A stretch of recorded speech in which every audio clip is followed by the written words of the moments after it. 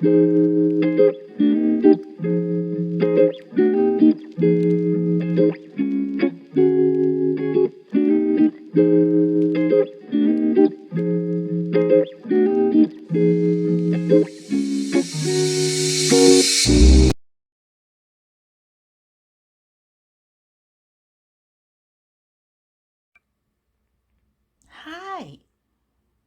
hope you're doing well. I'm doing well. And my day started off pretty terribly. It's a long story why, but suffice it to say, it sucked. But I just want to tell you that sometimes you need to hold on for about 4 hours, do some rage cleaning, and then sit down and find a Hallmark movie. And the one that I stumbled upon, I am so excited about. It's from 2016. It has Kris Polaha, and if you watch my videos, you will know Kris Polaha is one of my very favorite Hallmark men of all time. And the co-star of this movie is Meghan Markle. Meghan Markle is in this movie. She's gorgeous. We know she's an actress because she was in that show. Is it Suits or something like that? I'm gonna have to correct myself if I'm wrong. I'm so excited. The name of this is familiar, but then it sounds like the name of like a million other Hallmark movies. But I've never seen it. Super pumped. And also the credits just said that Willie Ames is in this. So always really excited to see Tommy Bradford from Eight is Enough. Yes, I did date myself by using that reference. And I don't care because I'm quite open about the fact that I'm almost 52 years old. And yeah, I'm excited. I'm on day 2 of my vacation. And this is exactly what I need right now at this point in my life. So I will be very happy to let you guys know what I think about this. Okay? Okay. 44 minutes in. It's cute. I can't resist anything with Kris Polaha, basically. Gosh, could I make my face look any bigger? Anyway, it's because I'm laying down. So, wow, what a mess I am. Anyway, what's bugging me is that I know that Meghan Markle, I think she's half black. Like I want to say in real life, her dad is black. And what is bothering me in this movie is that we've seen mom. Her sister is clearly just straight up white. Mom is straight up white. And I don't know if she's supposed to be white in this or we're supposed to know that she's half black and like that obviously her dad would have had to be black or what. I mean, it's 2016. So yeah, I'm sorry. It's bothering me though cuz I don't know. I don't know. Like I would feel better like if we would see dad and we would like, "Oh yeah, they actually have mom and dad were an interracial couple. Meghan Markle's character is actually half black." Like I can't. It almost feels like passing in a way, like in the olden days, like being like a light complected black person passing as white to avoid the shit that black folks had to go through, kind of thing. So it just feels weird and uncomfortable.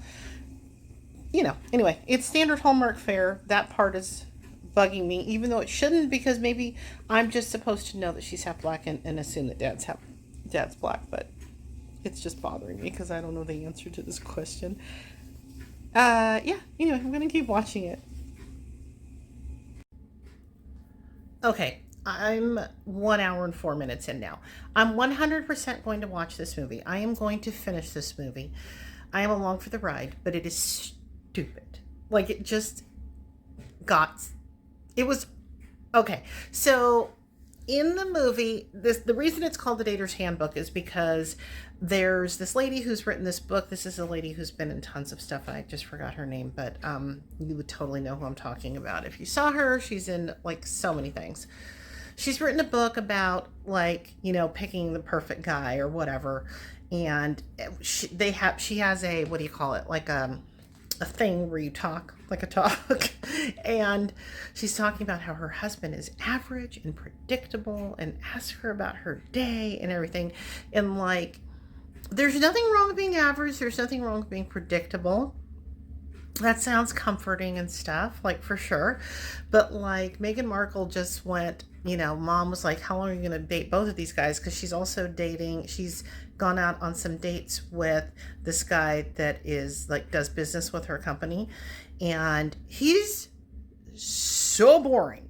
Like, he's kind of fancy. He speaks French and he takes her to nice places, but like, she's made a couple of jokes that he doesn't laugh at. And I would just been like, I don't know, laughing's kind of a big deal for me. And Kris Polaha is like way hotter and he's way more fun. And like, that was just really one of the dumbest lines I've ever had in a movie. How am I going to choose?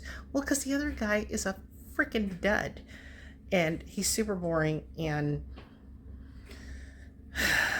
whatever. I do believe self-help books can be really good. I believe this particular self-help book sounds like hot garbage. So since that's what the movie's named after, then I have to just say this movie is dumb. But again, it's got Kris Polaha in it. I'm still gonna watch it, and Meghan Markle's gorgeous, and that's why you would watch this movie. I can tell you that so far. But let's see what happens in the next hour.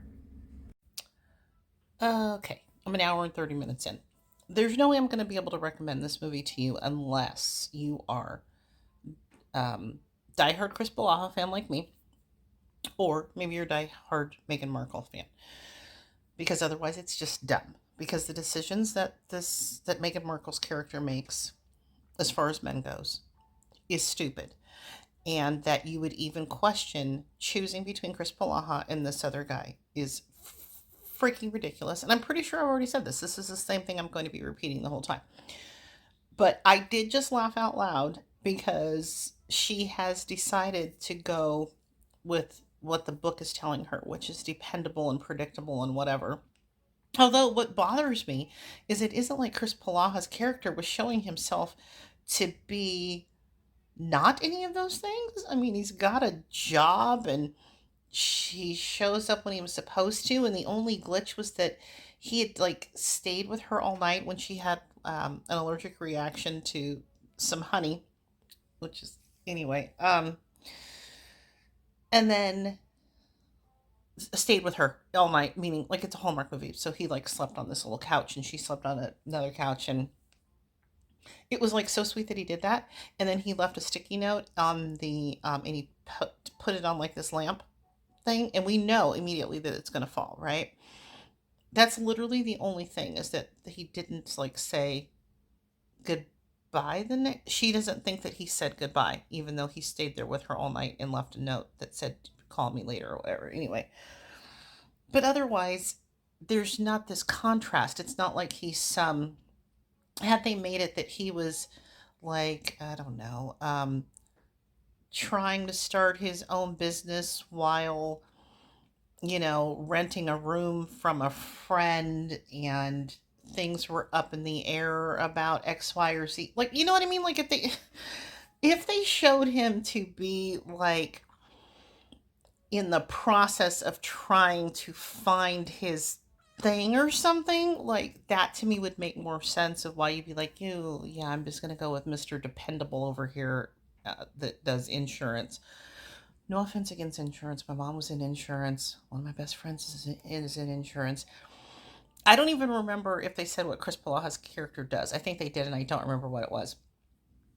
But anyway, it's just so stupid. This is really one of the dumbest, like, things that I've ever seen. And I've seen a lot of Hallmark movies. But anyway, the dude that she picks for now, because we still have half an hour left, that I can't stand, is at her house, and he was fixing her sink, and she's like, you're just so dependable, I can always rely on you. And the dog is like, grrr.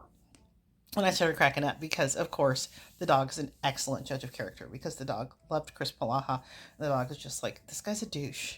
And so the dog even knows.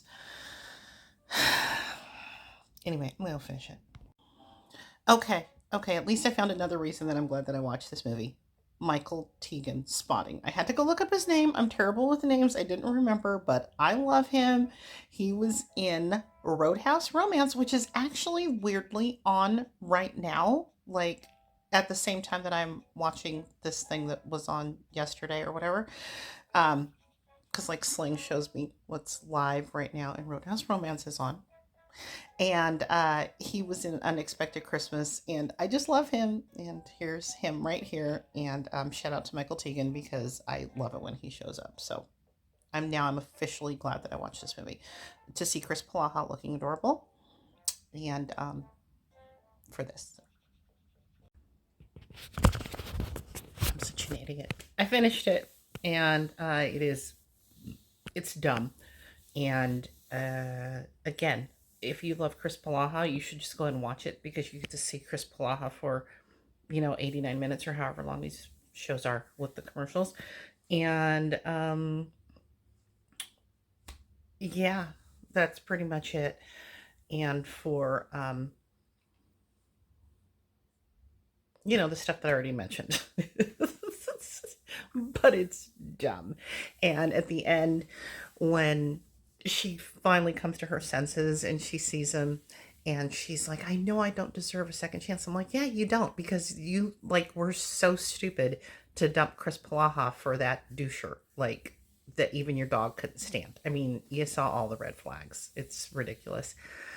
But, whatever. He gave her a second chance because he's Kris Polaha and he's a nice guy. So anyway, that's all I have to say about that. And I did find an interesting New Yorker article that was talking about how Meghan is white in this movie and she's white in another Hallmark movie that the writer of that article actually really liked, and I don't think I've ever seen. So now I want to watch it, even though, because at least going in, I'll know that that she's just white. And like on the one hand, and you could think like, okay, well, I think I said earlier that her dad was black, but I guess it's her mom that's black. I had forgotten about that. Like me, I'm half white and half black, right? But like I'm actually like 57 or 58% white according to Ancestry DNA. But I could not play a white person in a movie. I would have to play a black person, or I could play a biracial person because I am. Um, and my kid, who's 3/4 white, like could play a white person, could play a Latinx person, just because of the skin coloring. So, like on the one hand, I guess you could argue, what does it matter if she's white versus being black? But then my issue, and then the issue with like lots of other people would be that we already have a shit ton of white people in Hallmark movies, and so that was a missed opportunity, I think, to take advantage of the fact that she's biracial. So anyway, that's a personal thing. That's just a yeah. Anyway, but again, glad I watched for those couple of things. What the hell is that guy's name? Tegan. What's his first name? The guy who I already said I liked, and I looked up his name like 30 minutes ago. I can't remember. God. He knows I love him. He's not going to see this, but I already mentioned that I love him, and I am senile, and it is nothing personal. So anyway, thanks for watching. Thanks for listening to these rambles. You guys are the greatest, and I'll be back. I'm looking forward to the movie that's coming on tonight. If I post this today, which I don't know if I'm going to post this today, but the one that is coming on tonight, and it has the commercial where he's singing Someone to Watch Over Me, and it's giving me such a weird, like the way that the female lead looks, like she's giving me like 70s, like the 70s vibe, and it's set in a supper club kind of thing, and it's just so freaking random, and I'm here for it, and I hope it doesn't suck, because it kind of looks like it could, but like color me intrigued. So anyway, maybe I'll be back with that. Maybe I'll finally finish the Eloise Mumford movie that I want to finish. Who knows? Maybe I'll be talking about some other random TV show. I plan to do a Top Chef thing too. So, I'll be back. And for those of you who care, thank you for that. I appreciate it. Okay, bye.